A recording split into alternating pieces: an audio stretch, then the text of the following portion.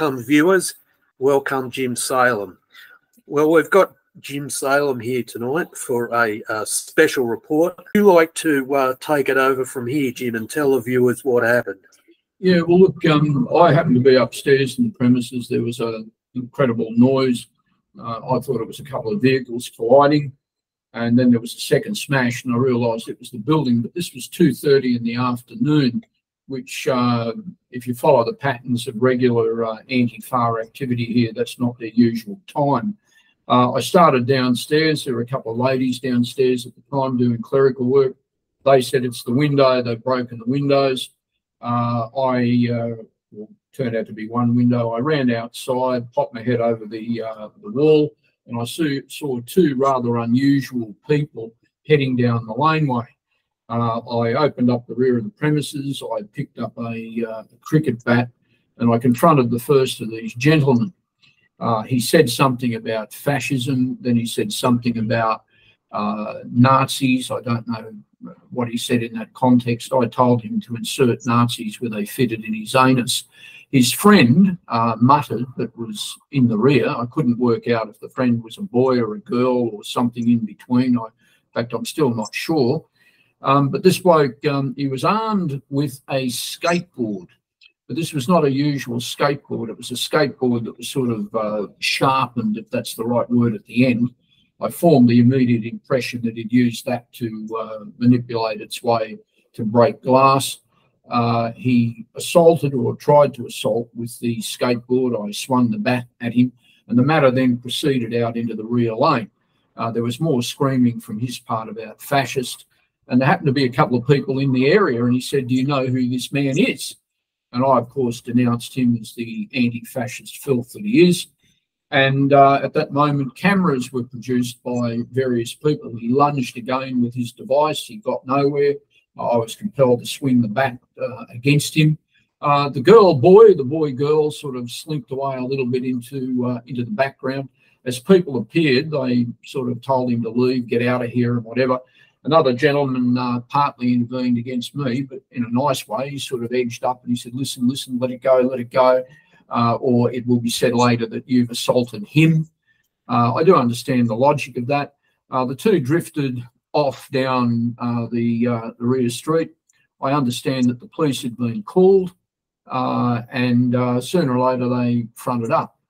One of the women inside had come outside while the men were still there. I called them men and took some photos, which since that time we've published. I looked at the man's top. He had a hoodie, which you can see from photos. I think the rear of the thing said anti-fascist action, but in German. As people know, the German anti-fascist action is a bit of a cult amongst the local Antifa. They think they're the big tough guys, big tough women of anti-fascism, so they like to copy them. They like to pretend that they're like them. And these two drifted off. Now, Jim, let's not understate the level of damage here. It was describing it as a window. Yeah, I know. Plate glass window. It's a shop front. It's a shop front window. You know, it's very noisy. It's thick glass. You know, very expensive. Well, yeah. I mean, obviously, at the moment, it's an insurance matter. These men, I won't, of course, say how, but I believe that they're eminently identifiable. This is not like Hammerboy, who came here in November 2020 and assaulted me, the man I disarmed. Thank God for me. He was a little bit smaller than me. After a few good hits in the head, he dropped his hammer. He was wearing a balaclava, as was his partner, the female outside. These people are a different case. Officially, New South Wales police say that they can't identify these people, that they didn't have a clear photographic shot of them, something that I dispute. In fact, I say that, in fact, they have been identified. They've been identified by ASIO. For the viewers' benefit, let's explain you're actually talking about the previous. Yeah, I'm mentioning here the previous event. But these people from yesterday are both identifiable, but the obvious male person is completely identifiable. Okay, And, can I just interject here? You've got this obsession with describing the other character as a female. It's clearly not. He appears to be in his late 40s. He's well, we'll let the viewers decide. I will let the viewers decide. You know, everyone's supposed to. Everyone's supposed to. Not a woman. It is. No, you know. Well, look, it's just simply two guys that I doubt have ever held down a job in their lives. Well, yeah, that's for sure. Maybe one of them considered being a girl. You might want to emphasise the stupidity of these two characters, because they managed to get caught on every camera available, and every camera in the place has got them. And if people with cameras, our cameras, the pub cameras, the cameras up the road, and it's in the middle of the afternoon. I mean, what if a cop car was driving past? These people make anti-fascism even more absurd. We know it's absurd ideologically and politically, but they make it even absurd in practice. And these individuals, I suppose you're right, I shouldn't emphasise this womany thing or whatever, but that they look like the derelicts that they probably are. And it's a sad indictment of humanity, but there they are. They're the representatives of anti-fascism. And I'd point out to you on this occasion, they were obviously unpopular in the neighbourhood. Everyone who turned out, more people came on the scene. People have been coming up saying, oh, my God, you know, this stuff from these creeps, whoever they are, we thought it had ended a couple of years ago, but no, obviously it hasn't. They want to come back and they want to make some political point. So, look, I take it as serious. I mean, had there been no one on the premises, or had there only been a few women on the premises, it could have escalated in some way. I don't know. But it is an indicator that nationalist politics does have a dangerous component. Yes, it does. This guy, I'm quite sure he threatened to kill me. He said, you know, you should die, or words to that effect. So I take him literally. He wanted to kill me. Well, the one that viewers, the one that Jim believes is a girl, is the one with the red Dr. Zeus beanie on. But this clown is also carrying a beer that could only have been purchased from one place nearby, because we were told them. That's right. We were told them. We were told them. Yes, it's an imported beer, and he obviously purchased it from down the road. So, you know, they obviously didn't read whatever handbook they pass around to these with.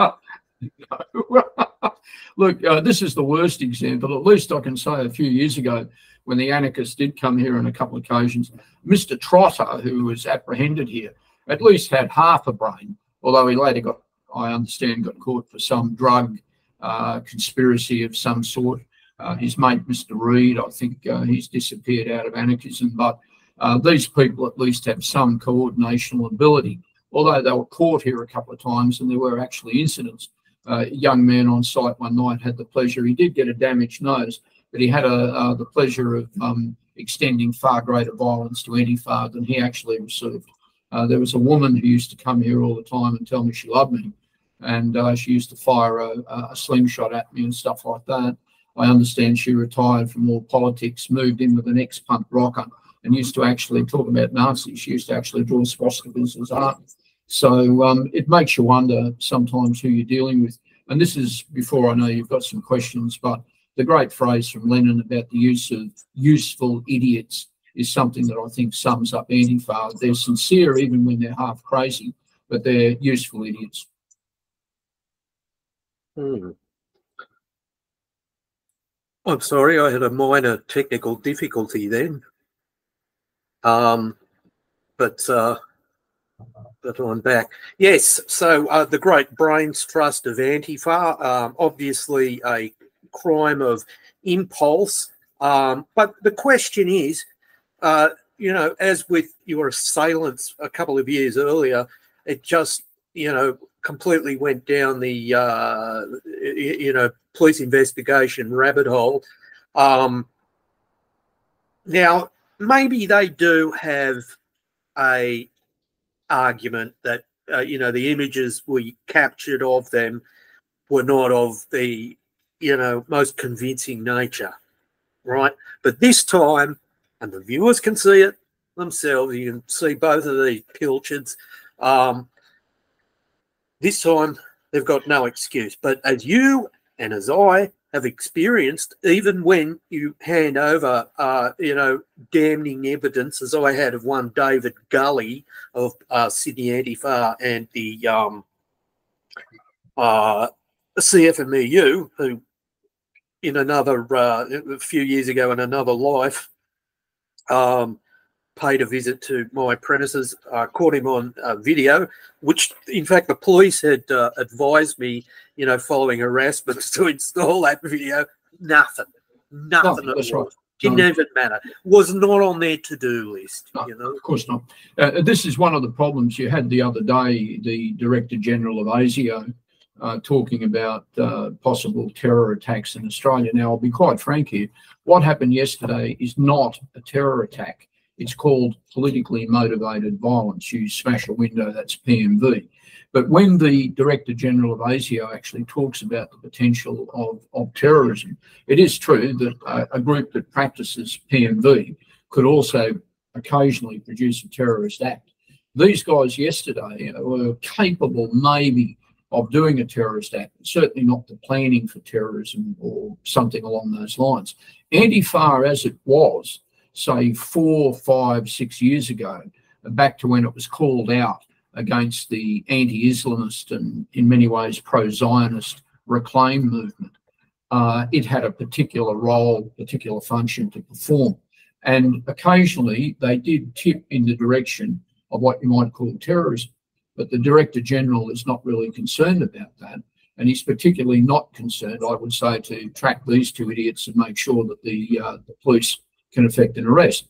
Ditto with Hammerboy, who was here in 2020. I've got no doubt that that man and his girlfriend were identified. I've got a very good idea what group they're affiliated with, but it was just decided to let them go.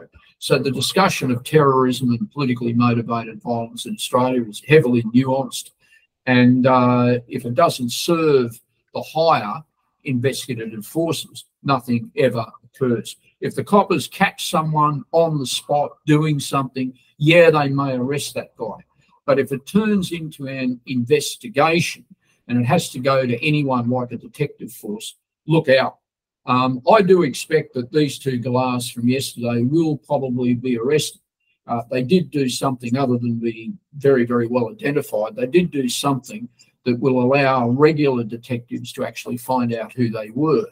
And that's a bit of a different ballgame. But it does mean that all nationalist politics has to be practiced with some degree of caution. And I certainly advocate that. Be cautious. Well, to use a phrase that's flying around in the wake of the English civil uprising, we've got a two-tier system here as well. Because take a look at it. There was a man, I call him a man, Paddy Gibson, Gibson. Now, a few fellows were arrested, and one particularly, after the grievous injury was done to, I think, the fly screen of his of his door, yeah, no. of his door. And the police and the detectives, they threw resources at it, mate. You know, they even forswore their evening beers to get onto this lad. And, and here you have serious damage. And what occurred a couple of years ago was serious damage. It was two incidents the viewers should be aware of. It was two incidents, which, by the way, can be seen in detail on my documentary, Political Outlaw, which is on this channel. Just search it. And there was extensive damage done there, as well as the assault.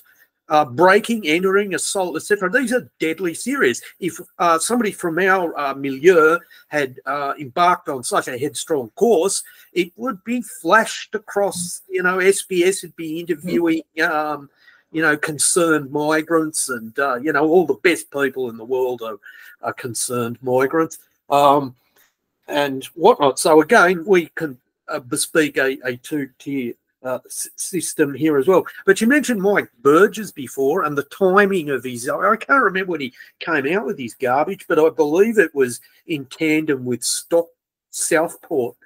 In Britain, yeah, that's right. Look, it's become concerning. Yeah. Given we better remind Australians that we too are being deluged with unwanted migration. It may not be because of the geographical location of Australia. It's not so easy to send millions of fighting age males from the African subcontinent here, or from neighbouring Islamic nations, or Arab countries, I should say. Let's call them what they are, Arabs. But our great replacement is happening.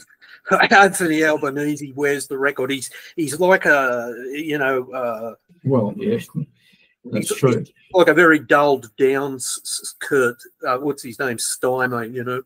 Keith Summer. But look, to me, when the director speaks about threats of terror and violence, I take a lot of what he says always with a grain of salt.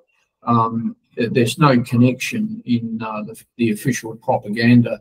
If you bring people from a society, if you augment their resources, if you create them as communities, if you establish networks and community supports, what you get is existentially what you deserve. And that's what's happening. This will occur. There will be terrorist events. However, he creates a false dialogue of balancing it off.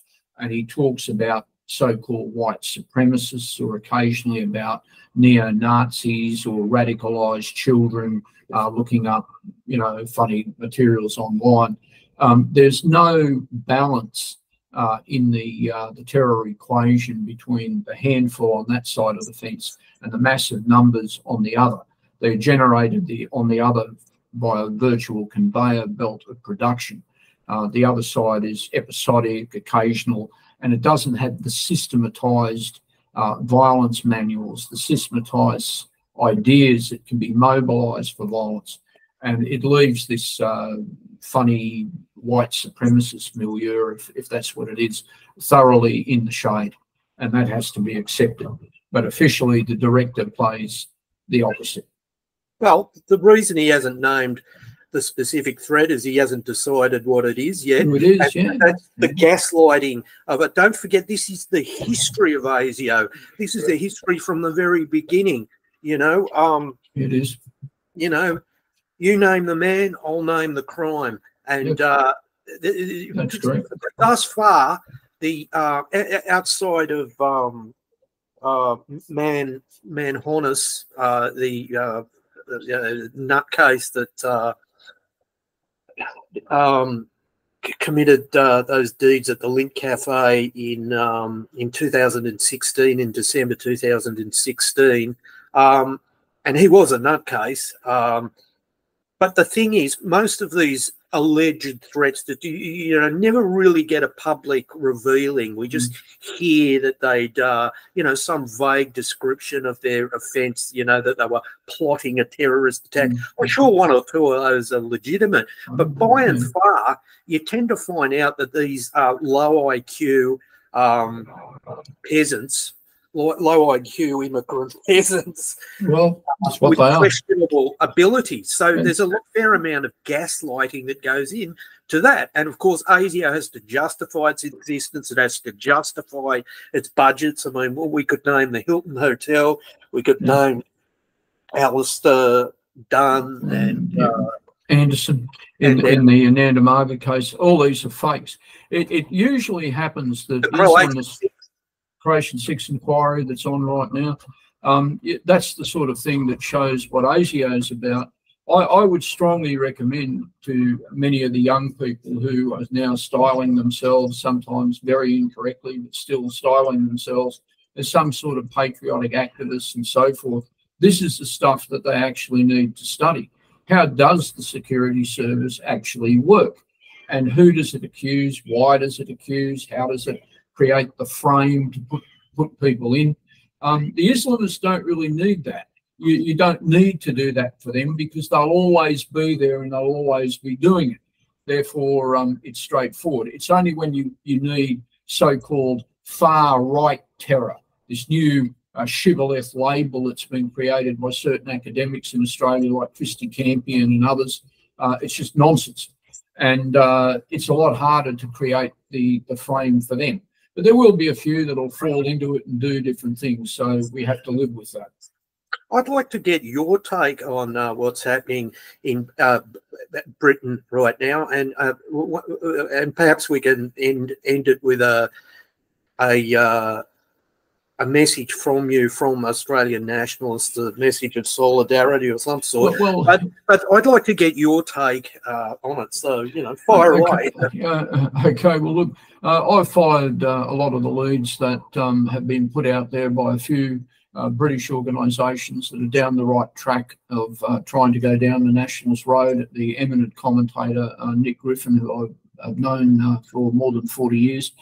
It's a mass movement, and it's spread over the entire terrain of Great Britain, which of course includes Northern Ireland. We also know that in the Irish Republic, there's been a similar movement. These things are largely, but not exclusively, working class based movements in the multiracial cities of Great Britain and the Irish Republic. It doesn't only address issues of so-called, and it's false, asylum seeking or refugees. It also addresses issues of established communities that have become fractions, communities under themselves. It looks at the fact that the white population, I'll use that word quite openly, the white population of Great Britain has no real voice, and it's taken to creating its own voice at street level. The phenomenon, or the phenomena that we're seeing in Britain can be classed, I suppose, as a riot and similar. But when you add it all together, it's taken on a slightly different aspect. It's no longer just rioting, it is a social movement, and it's deeper than rioting. As you know, in Australia's case, I and others coined the phrase civil uprising for what took place at Cronulla in 2005. And that was not a riot, that was a civil uprising.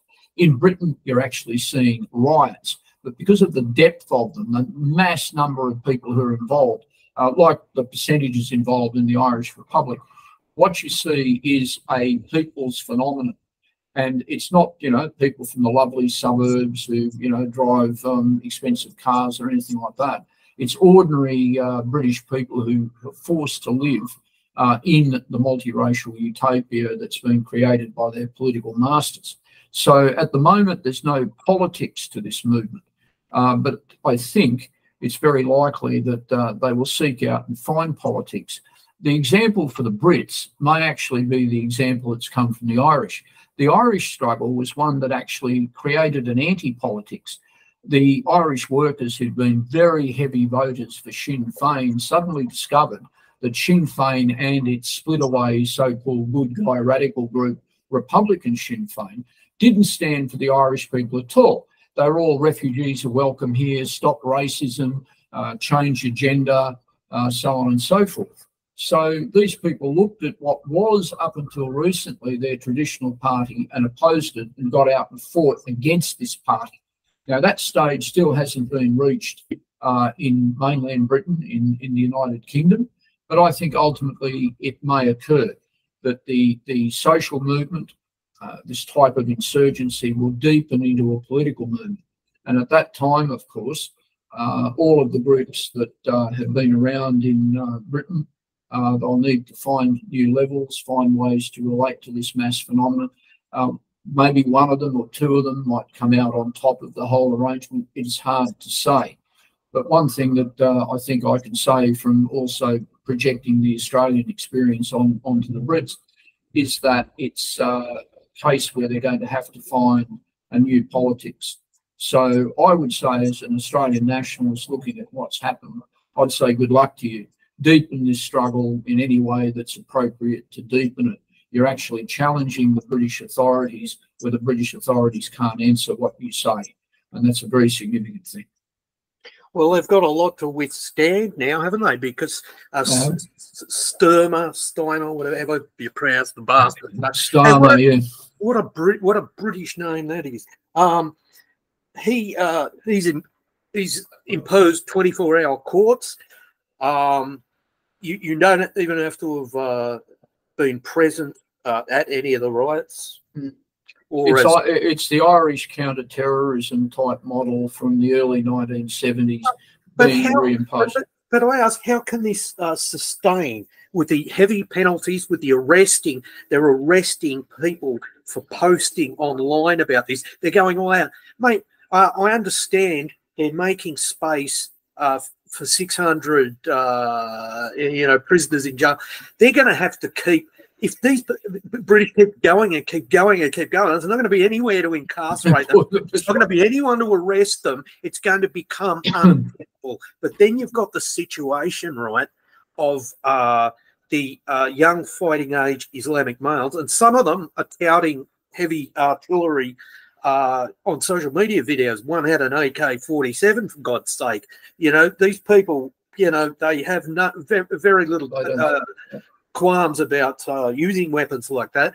And so where would the British Army, you know, where would its loyalties finally lay if they were told to turn their guns on the people? Look, believe it or not, today I was talking to, I'll just say, another nationalist-minded person, and she asked me a few questions exactly about that sort of matters. The military in countries like Britain has always been a political army, and it's a political army of the establishment, but it doesn't question its orders. Now, it has this framework of what it says it believes in and so on. It's confronted terrorism, as they call it before, in Northern Ireland and related places. But it's a little bit different when the terrorism is very, very close to home. And this is the model that's going to be imposed on the scenario. And it's people they may even know. Like when the British Army was sent to Ulster, they didn't know the so-called Catholic population, didn't know them at all. But when you're brought into cities where you may actually even be from, and you're asked to use serious violence against British people, it's a sobering thought. And I think our mate Nick Griffin has said many times that the game for the old communism was up in Eastern Europe when those systems fell in 1989, when the military would not use its weaponry, wouldn't even fire over the head of demonstrators, and so on and so forth. You could actually have, I won't say it's going to be a revolutionary situation, certainly not yet. I think if there is ever to be anything like that, if ever that was the model, that's still years away. But it would be a very, very sobering thought for a lot of very, very young men and women, if they're in the military or even the paramilitary sections of the police, to actually have to batter and shoot their own people. And it's an essential, I suppose, from the wake-up process on the other side. Once the mythology of the neutral army is broken, it also splits them two ways. There are those jackals who will obey any order that's given to them because traditional authority gives that order. And then there's that section who won't obey those sort of orders and reject them. And that's a very positive thing. I believe that there is even a security plan in Australia that discusses situations where police and Australian military will not obey those sort of orders. Well, speaking of which, the police in England are such filth. Like, they really earn every denigrating name they've ever been called. I couldn't bring myself to spit on them because my spit is worth more than the target bombing at. Absolute disgrace. But it's a flashpoint. It's an indicator of something going off. But another troubling development is happening right now with America has sent a couple of ships over, I imagine, to respond to an attack on their base in Iraq, which means Bibi Netanyahu's desire to engage them with Iran. Yeah, go on. I was going to say that that issue that you're raising has been raised by our friend Nick Griffin again, that there are forces in Britain that have tried to, I'll say, misdirect the popular anger and have tried to actually organise attacks on mosques and related places, because the British government in a few weeks' time may actually require violence that is directed against some Muslims. They'll need that to justify British intervention in the Middle East in support of the Zionist entity Israel. I believe that's quite right. I do not believe that's a conspiracy theory.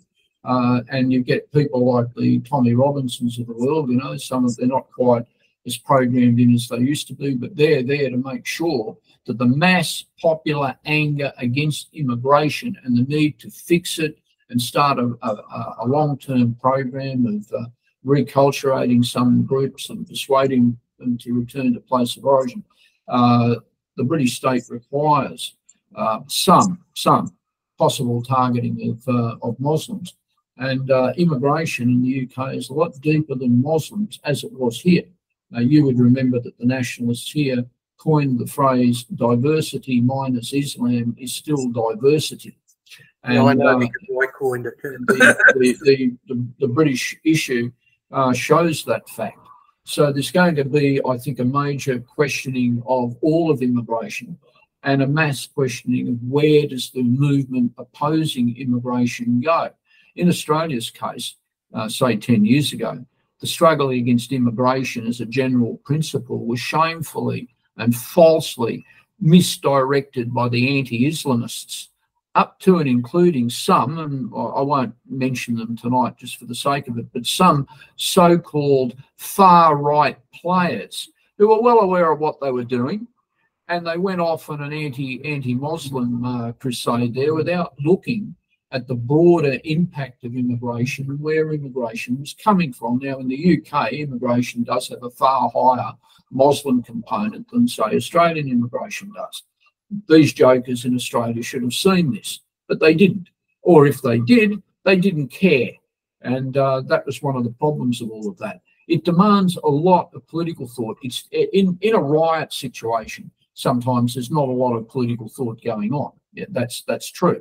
But for any political group, any group of people interested in politics and seeing the immigration issue is something that demands a political answer and political solution, you have to do a lot of thinking. Well, and that's the point. Putting immigration aside, what's concerning about any adventure aimed at tackling Hezbollah, and already the Australian warning for, they say, Australians in Lebanon. So what they're really asking for is the misnomered Australian Lebanese to come back.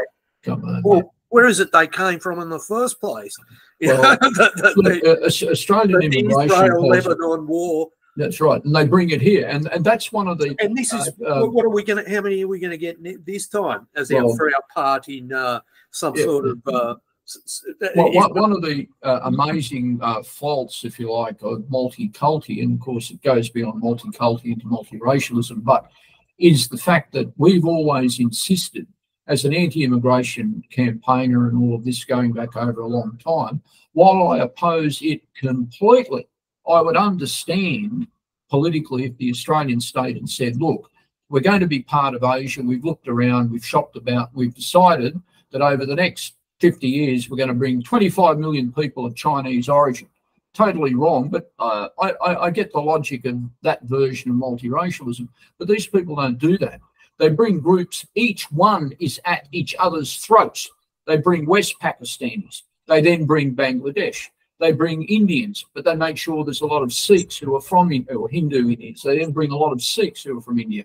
They bring Taiwanese Chinese, and they bring mainland Chinese. They bring every variety of Arab from the Middle East, and then they bring the opposite. And then they build up Zionism in Australia. These people are, by their own model, insane. And if they're insane on that level, you'd have to ask yourself, are they crazy in general? And I would have to say, well, yeah, they're pretty nuts. What we saw recently when the so-called Assyrian community rioted out in Western Sydney and an Islamist had stabbed the Assyrian bishop is a classic case. And these people, different groups have tried to mobilise them as part of a different version of multiculti. But in the end, multiculti crashes on the rocks of diversity. And Australia is now so diverse that there's actually no unifying principle anywhere. It doesn't exist. And some of the communities, as one of our writers said, I didn't say this, he did, is that Australia has blocks now that are so large that they're not even part of multiculturalism. They're actually part of a separate culturalism, defined by race, defined by various forms of identity, but then they're beyond it all. And there are a few of these groups. Muslims in general, although they're different nationalities, seem to concentrate being a religio-cultural bloc. The China bloc, the India bloc, these blocks are now too large. And as they're so large, they don't fit into this insane multiculti framework. So where that's leading, I think the Australian state knows. If the Australian state was going to keep order, you won't need one Mike Burgess, you need 50 Mike Burgesses, and even then it ain't going to work. So they carry the seeds of their own destruction. It's just, we European Australians, we're right in the middle. I just, getting back to England, just for an anecdote, because I failed to bring it up just before, but there were scenes, I believe, in Belfast of nationalists and the unionists marching together against massive aggression. Yeah, well, this is something an old Irish, Northern Irish contact of mine said to me many years ago, that the populations there had a long issue with each other over a very long period of time, but ultimately the system may produce something that might produce a certain unity among those people. You could even see a transfiguration of some of British politics along that line. This is no longer impossible. Groups that were, say, and I'll use the Irish example, it fits to the Brits as well. The Irish example shows the contradictions between things have started to explode. Sinn Féin is now opposed to the Irish working class, who they denounce as reactionary, and they don't want to deal with them, and they're rioters and fascists, and they're targeting a couple of Irish nationalist organisations as the proof of that and everything. Ditto in Northern Ireland. We now see what's colloquially called the nationalist community, meaning the southern, the Irish who are sympathetic to the idea of the Republic and no border. But who knows where that in Ireland might not lead. Maybe the vision of go back to Wolfe Tone, or the vision of the original, the true IRA, not the current filth, that vision may actually become possible. Ireland might actually become a new country, completely secular. You can be a prod, you can be a Mick, doesn't matter, or you can have nothing to do with it. And this might come out of the anti-immigration movement. In the UK, we might see entire new parties. It certainly won't be Nigel Farage, who's an ardent multiracialist, multiculturalist, but these things make for new politics. The immigration thing has now become so large that in Australia's case, it will also make for new politics. Not stupid politics, but proper politics. Politics is not defined by electoralism, of course, but politics, the participation of a mass of Australians in a new politics. The immigration situation is likely to produce that here. Coming back to the discussion that began here, and which I know you wish to wind up on, sorry for keeping you for so long, but I would say the thing in Britain is an enormous lesson, and it also means, in Australia's case, that if anything like this ever develops here, where there is a mass protest movement, those people who are nationalists, or those people who would like to be nationalists, have to play the agitational role that leads it in the right direction, not simply, you know, some sort of criminal damage, but into a protest movement on a large scale. Protest movements are often the most effective if we look across the world. A protest movement that brings hundreds of thousands out onto the street, not 5,000 or 10,000, but hundreds of thousands, is something that Australia hasn't seen in its politics for 55 years. Maybe it was the wrong politics, but it's still politics. It's possible. It's possible we are on the edge of some major political upsurge in Australia, and we have to, all nationalists have to orient themselves to that. So I'm looking at the British example, and I'm hoping that there are some very interesting lessons still to come out of all of that, and ditto with the lessons from the Irish Republic. That's well, something's got to give. Now, Jim, what if a viewer out there recognises either of these Wallies? Yeah, okay. Get in touch with you. Okay. Look, if you go to our websites or our Telegram, The best thing to do is simply to ring Australia First's number or send an email. The email is on the main website. It's australiafirstparty.net. australiafirstparty.biz should be back online very, very soon. It should be easy to get. Our postbox address is box 593 Rockdale 2216. You'll find us, you'll get us. And if you identify that person or both persons, we're not going to do any violence to them. On this occasion, we will make it a police matter, and we will attempt to bring proper pressure on the police generally to get these people actually charged and arraigned. There have been too many examples, as you mentioned earlier in this thing, where police have not gone the whole way. I believe there was interference in all police investigations. This one's an open one, and on this occasion, there are other people involved. The civilians saw this. A lot of neighbourhood people saw this, and they didn't like what they saw. And therefore, it's not a matter of making me happy. I mean, my happiness is of no account, probably not even to me. But it makes the neighbourhood feel safe. If this sort of rubbish can be done to us, what happens if you've got a small store there or something? Antifa doesn't just target political people. It sometimes does criminal violence for profit. Therefore, everyone is a target of Antifa. They're a criminal gang and should be prosecuted as a criminal gang. So I think because a lot of people are angry in the neighbourhood here, I've had people coming up to me all day saying, what was this BS going on yesterday or today, as it was yesterday, of course. That's what's been happening. So Antifa scored an own goal on this occasion. And it's good to see people render support to Australia First. So that's easy. Just get in contact with us. Tell us what you know, and we'll take the matter forward. Well, Jim, till we're scheduled to speak to Canadian veteran nationalist Paul From later in the week. Until then, you know, happy nationalism. Thank you very much, and good night.